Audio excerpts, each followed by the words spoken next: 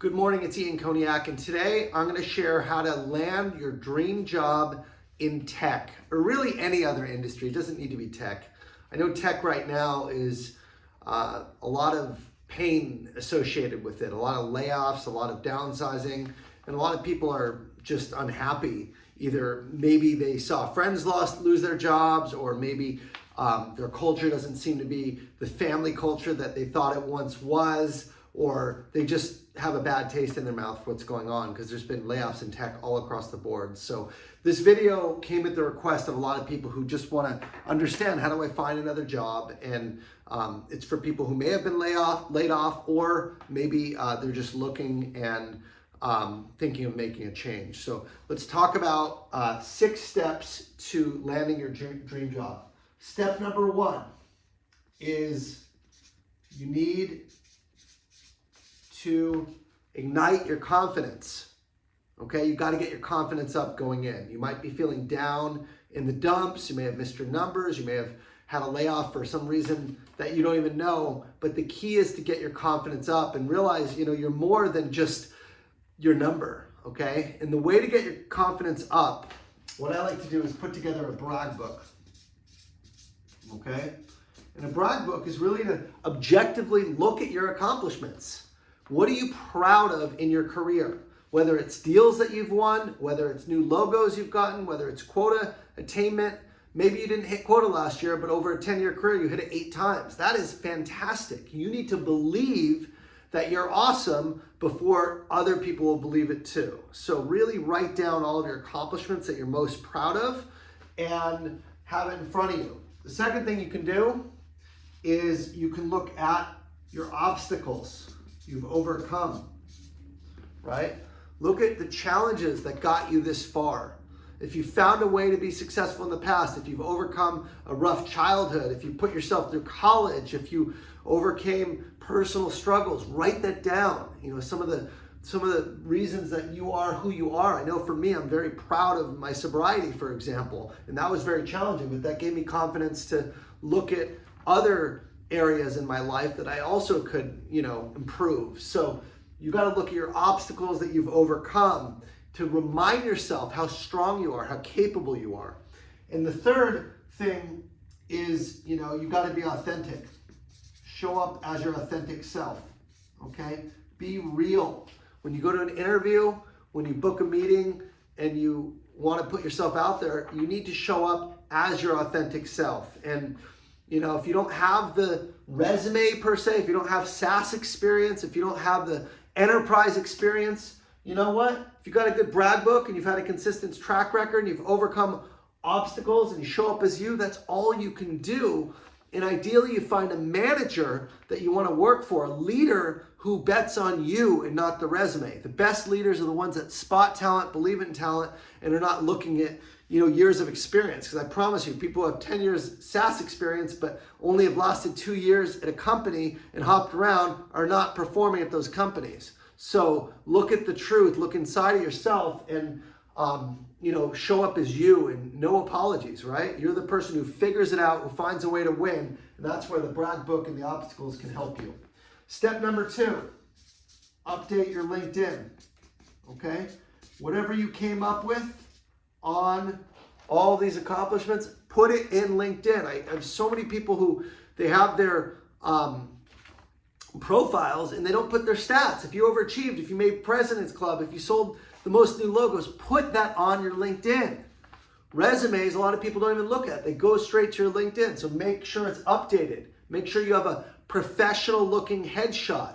Make sure that you share what you want other people to know, and do that quickly. Okay? That is key to success. Get it updated. If you need a guideline on how to do it, look at my LinkedIn. If you go to Salesforce, if you go to any Rico, my previous jobs, I list the year and I list my accomplishments that year. That's the format you want to put. So people know they're not making a risk. They're not taking a risky bet if they decide to bet on you. Step number 3, identify your target company, your ideal company. Okay? Ideal company. What kind of company do you want to work for? What do you want to sell? This is your opportunity to land in a place that you want to be. Do you want to work for a big company or a small company? Do you want to work for a startup or a public company? Do you want to sell to IT, security software? Do you want to sell to sales, sales solutions, right? Really think about not only what you're selling and the type of company, but the culture. My trusted resource for looking at research on companies is called RepVue, RepVue.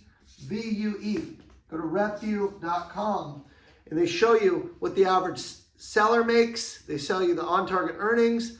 They show you the culture, what kind of training and development these companies do, and then create a short list of your ideal company. A short list. Step number 4, leverage your network. Your net worth is a direct reflection of your net worth. I heard that a lot of times, didn't believe it. Now I know it to be true firsthand. Look at people that you're connected with who work at those companies. If you don't have first connections on LinkedIn, okay, then go to second connections and get an intro from your first connections. All right, this is key. And reach out to people, whether in sales or sales leadership, reach out directly and ask them to refer you into the company or set up a call with them to find out what it's like to work there, hear firsthand.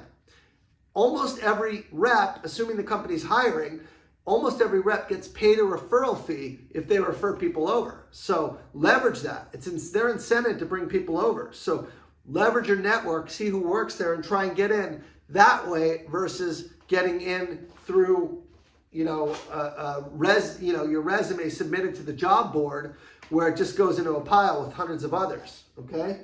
That's how people get jobs. They get referred in. Number 5, I would say reach out directly to sales leadership in your area. Go on LinkedIn Sales Navigator, find the sales leaders at those target companies and reach out directly. If you can't, get an introduction. If you can get an introduction, get referred, go that way. But if you can't, reach out directly and do a video. Drop a video in LinkedIn. Just upload a video file. Hey, reaching out. See, you're a sales leader, CRO, VP of sales at this company. Here's why I shortlisted your company. Here's how I want to work for you. Here's how I can help you grow sales. And here's why I think your product is a great fit right now for the market. It's going to stand out. At the very least, they'll respond. They'll probably refer you to hiring managers or other people. But it doesn't hurt to reach out. People will see that and it will stand out from everybody else. Leave a video. Why their company, why that person, and why you. What do you bring to the table? And the last step, once you get an interview, is you have to prepare. Your level of confidence going into the interview will directly reflect your level of preparation. So here's how I prepare. Number 1 is I research the hiring manager. Who's the person? How long have they been there? Right? What's their track record? So I can really ask them questions that are going to really entice them and be interested in people, just like sales. If you want to sell more, be interested in others. So ask the hiring manager when you show up, why did you come here? If they're new, why did you decide to join this company? If they've been there a while, why have you stayed so long? What do you like about it? What's the culture like? Ask them what they do to build and develop their team. How do you coach your reps? How do you make sure they're successful? What do you bring to the table? You want people that are going to coach you and are going to help you get onboarded quickly. So ask about that. Another question I love to ask is what makes your top rep successful? What are they doing? And really assess, is this a person you want to work for? Is this a person that you gel with, that you align with? Okay? And once you've done that, prepare your plan of attack. Here's my 30, 60, 90-day plan. Here's how I'm going to deliver the value proposition. Here's what I believe your opportunity is in the market. Bring insights. Show them you've done your homework. Show them, say, I prepared a little bit about why I think this is a great opportunity for your prospects and your customers, and here's how I would position the value proposition to them. This will blow them away. You will stand out from the normal interviews. So with that being said, I hope these 6 steps help. Good luck. If there's anything I can do to help you, just reach out. But I wish you the very best. It's a rough time. Keep your head up. And remember, everything happens for a reason. So seize the opportunity that lies ahead.